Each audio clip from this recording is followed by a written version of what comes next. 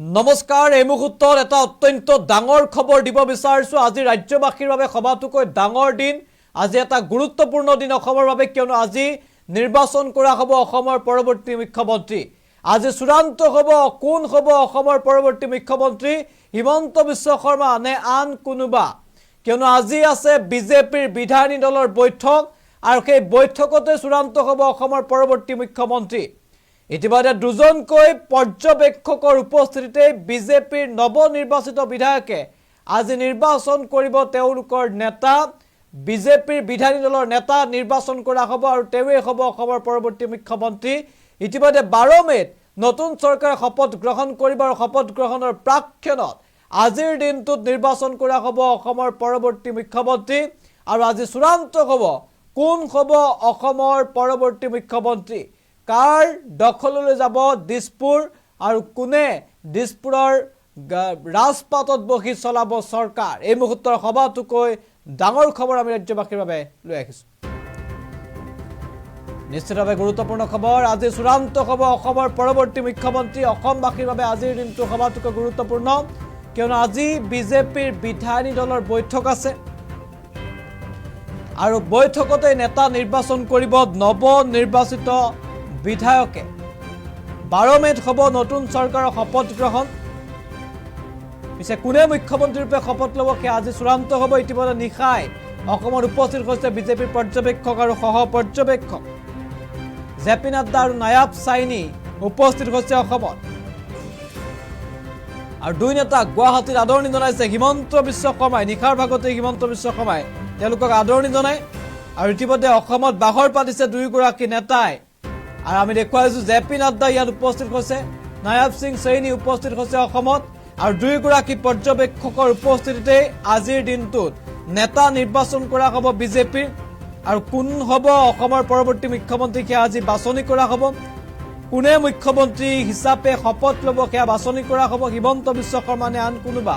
কোন হ'ব অসমৰ পৰৱৰ্তী মুখ্যমন্ত্ৰী সেয়া আজি চূড়ান্ত কৰা হ'ব ইতিমধ্যে বিজেপিৰ বিধায়িনী দলৰ বৈঠকৰ বাবে প্ৰস্তুতি আৰম্ভ হৈছে আৰু বিজেপিৰ বিধায়িনী দলৰ বৈঠক আজি অনুষ্ঠিত হ'ব আৰু সেই বৈঠকতে চূড়ান্ত হ'ব অসমৰ পৰৱৰ্তী মুখ্যমন্ত্ৰী আৰু মুখ্যমন্ত্ৰী চূড়ান্ত কৰিব বিজেপিৰ নৱনিৰ্বাচিত বিধায়কসকলে তেওঁলোকে নেতা নিৰ্বাচন কৰিব আৰু নেতা নিৰ্বাচন কৰাৰ পাছতে চূড়ান্ত হ'ব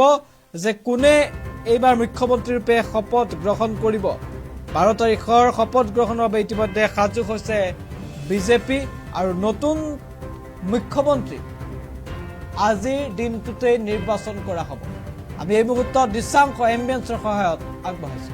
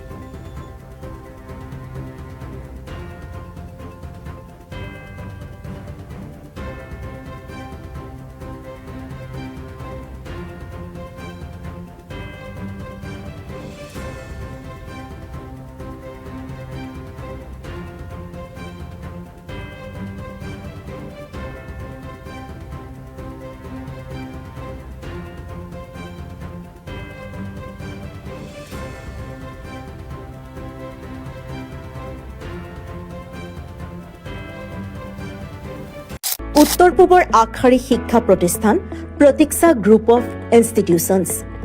2026 বৰ্ষৰ বাবে আৰম্ভ হ'ল নামভৰ্তি প্ৰক্ৰিয়া B pharm D pharm BSc nursing BMRIT BMLT GNM BPT পাঠ্যক্ৰমৰ বাবে মুকলি নামভৰ্তি 17 এপ্ৰিলৰ পৰা আৰম্ভ হৈছে বিনামূলীয়া CWE কোচিং আজিয়ে যোগাযোগ কৰক এই নম্বৰত 97063216768